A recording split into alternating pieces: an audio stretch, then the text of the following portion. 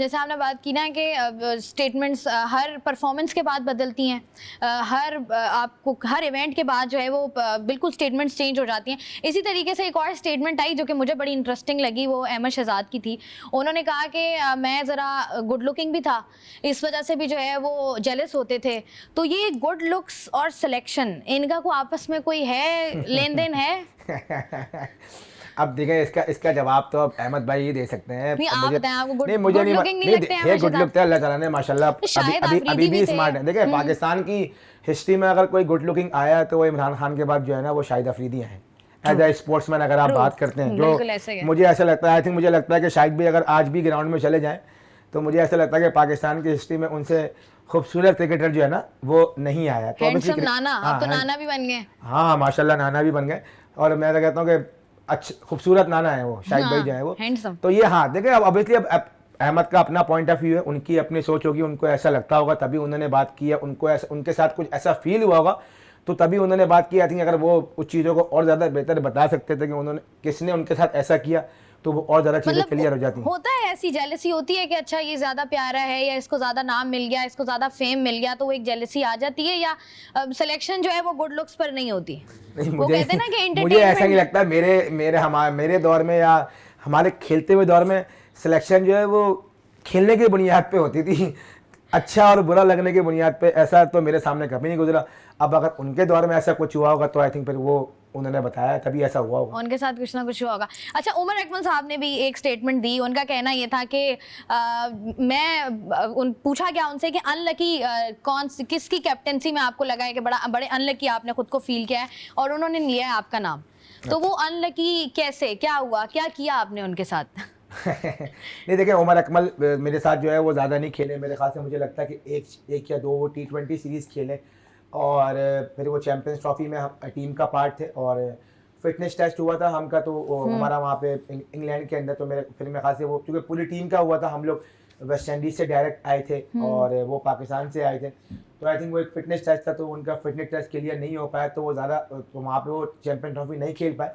तो I think शायद उनको लगता होगा, देखिए वो उस वक्त एक रूल बना था जब मिक्की आर्थर जो है वो पाकिस्तान टीम के जब कोच बने थे, तो हम ऑस्ट्रेलिया का टूर करके आई थी पाकिस्तान टीम 2016 से। तो उन्होंने एक स्टैंडर्ड बनाया था सिलेक्शन कमेटी के साथ और पाकिस्तान क्रिकेट बोर्ड के साथ मिलके कि जो भी लड़का जो है वो फिटनेस टेस्ट पास करेगा तो वो आएगा। आई डोंट नो कि उन्होंने क्यों कहा, क्योंकि मेरा उनके साथ ज़्यादा टाइम गुजरा नहीं। शायद उनको लगता है कि शायद वो चैंपियंस ट्रॉफी में शायद वो टीम का पार्ट नहीं हो पाए होंगे, तो इस वजह से शायद उन्होंने कहा होगा। लेकिन मेरा उनके साथ पाकिस्तान टीम में इतना टाइम गुजरा नहीं, क्योंकि हम एक दो सीरीज़ खेले, उसके बाद वो टीम का पार्ट नहीं रहे। फिर वो कोयटा में हम 2-3 साल जो है वो साथ खेले। फिर जब उनका कमबैक हुआ था तो 2019 के बाद, तो आई थिंक वो मेरी भी आखिरी सीरीज थी और उनकी भी मेरे ख्याल से वो आखिरी सीरीज थी, क्योंकि मैं उस सीरीज के बाद मैं पाकिस्तान टीम से ड्रॉप हो गया था और मेरे ख्याल से शायद वो भी ड्रॉप हो गए थे। अच्छा, मुझे एक बात बताइएगा, जिस तरीके से हमने देखा, जो मैं पहले भी बात करी थी कि जब फेम आता है, ऑब्वियस सी बात है किसी भी इंसान की ज़िंदगी में जब फेम आता है तो वो बहुत सारी अच्छी और बुरी चीज़ें लेकर आता है साथ में। तो बहुत सारे प्लेयर्स के बारे में जो हम सुनते रहते हैं या जो आता रहता है कि कुछ ऐसे प्लेयर्स हैं हमारे जब वो बहुत ज़्यादा अच्छा परफॉर्म करते हैं या उनको लगता है कि वो एक अहम किरदार अदा कर रहे हैं, तो उनकी गर्दन में सरिया आ जाता है। फिर वो कहते हैं मैंने नहीं सुननी, मैं ये कह रहा हूँ तो ऐसा ही होगा। तो ऐसा होता है? हाँ, मुझे लगता है ऐसा होता है। देखे भी हैं हमने कुछ प्लेयर ऐसे देखे भी हैं और देख भी रहे हैं। तो मुझे लगता है कि ऐसा नहीं होना चाहिए, क्योंकि आपके साथ हुआ है कभी, आपने जाके किसी से? मैंने बहुत देखा हो। नहीं, मैं तो ऐसे लोगों से कोशिश करता हूँ दूर रहूँ। अल्लाह ताला का शुक्र है कि ऐसे लोग मैंने देखे भी हैं, लेकिन हमने कोशिश की कि उनसे दूरी अख्तियार की जाए, करीब ना जाए तो ज़्यादा बेहतर है। लेकिन ऐसा हो जाता है क्रिकेटर में।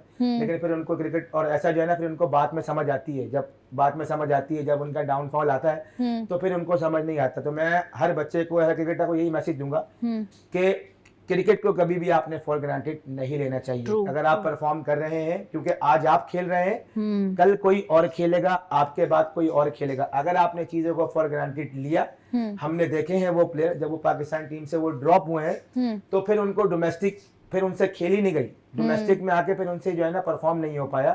फिर उनके पाकिस्तान टीम का रसाई भी जो है ना वो बहुत मुश्किल हो गई। तो मैं ये कहूंगा कि जब आप परफॉर्मेंसेस करें तो अल्लाह ताला का शुक्र अदा करते रहें, क्योंकि ये चीज़ फॉर ग्रांटेड नहीं है। आपने लाइफ टाइम यहाँ पे नहीं रहना।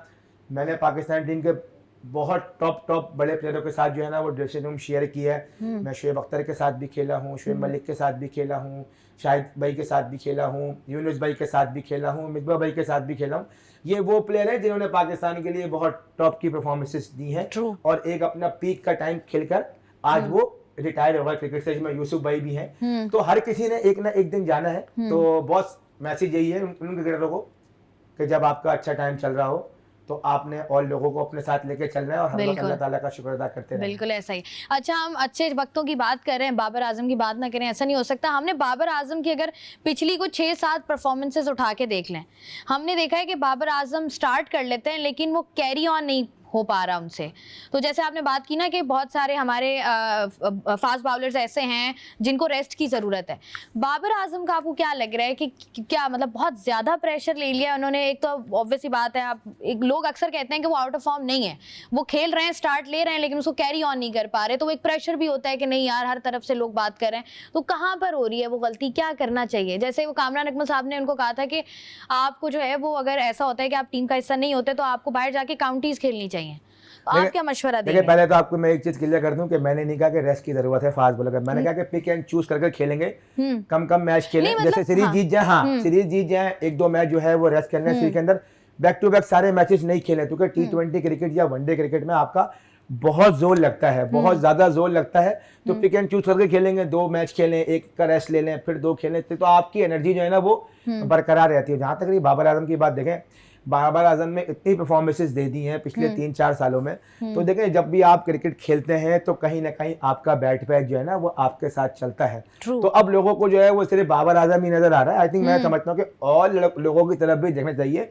बाबर आजम के पीछे काफी लड़कों की जो है ना वो उसके पीछे वो छुप गए हैं, वो क्योंकि उसने इतनी बड़ी बड़ी परफॉर्मेंसेज पाकिस्तान के लिए दे दी हैं। तो इन लोगों को लगता है कि यार बाबर आजम जो है वो हर मैच में करेगा। देखें, अब बहुत बड़ा प्लेयर है पाकिस्तान का, बहुत अरसे बाद पाकिस्तान को एक ऐसा टॉप प्लेयर मिला है देखिए पाकिस्तान के लिए तीनों फॉर्मेट में बड़ी टॉप की परफॉर्मेंसेज दी है। तो आई थिंक देखें, ये जो टाइम बाबर के साथ चल रहा है ये हर किसी के साथ चलता है। आप देखें दुनिया में बड़े बड़े प्लेयर्स आए हैं जिनका बैट पैच का एक टाइम चलता है। तो मैं समझता हूँ कि उसका एक वो थोड़ा सा जो है वो लो पीरियड चल रहा है, लेकिन मैं बहुत ज्यादा पूरी उम्मीद हूँ कि वो इंशाल्लाह इस अपने लो पैच से निकल जाएगा। और जहां तक ये बात देखें, जब आपकी परफॉर्मेंसेज नहीं हो रही तो आपको कोशिश करनी चाहिए कि आप डोमेस्टिक क्रिकेट खेलें, डोमेस्टिक क्रिकेट में जाकर 4 डे क्रिकेट खेलें, वहां पे आप लंबे लंबे रन करें। हाँ, और आपको मौका मिलता है काउंटी क्रिकेट खेलने का, आप वो भी जरूर जाके खेलें। जितना आप 4 डे क्रिकेट खेलेंगे उतना आपकी जो है ना वो बेहतरी आती है। अच्छा, 2-3 सवाल और हैं जो मैंने आपसे करने हैं सरफराज। सबसे पहले मुझे ये बताइएगा कि हमने देखा इतनी अच्छी परफॉर्मेंसेस, 2 सवाल हैं जो लोगों ने मुझसे पूछे, उन्होंने मुझे कहा है कि आपने लाजमी पूछना है। तो पहला सवाल तो ये है कि आप जो हैं वो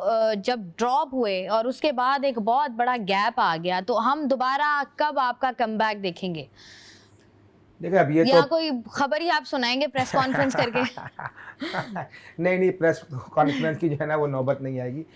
और देखें, जहाँ तक ये बात देखें ड्रॉप होने की, ड्रॉप तो ऑब्वियसली 2019 से मैं ड्रॉप हो गया था पाकिस्तान टीम से। फिर उसके बाद 4 साल के बाद मुझे एक मौका मिला और उसके बाद फिर 1.5 साल में कोई 2 या 3 ही टेस्ट मैच ही खेला। उसके बाद फिर मौका नहीं मिल पाया। आई थिंक ये पार्ट ऑफ गेम है और किस्मत की बात है। मौका मिलना होगा तो मिल जाएगा इंशाल्लाह। मैं अपनी पूरी कोशिश कर रहा हूँ, अपना हार्ड वर्क रखा हुआ है और जो भी क्रिकेट खेलने को मिलती है कोशिश करता हूँ उसमें पार्टिसिपेट करूँ और परफॉर्म करने की कोशिश करूँ।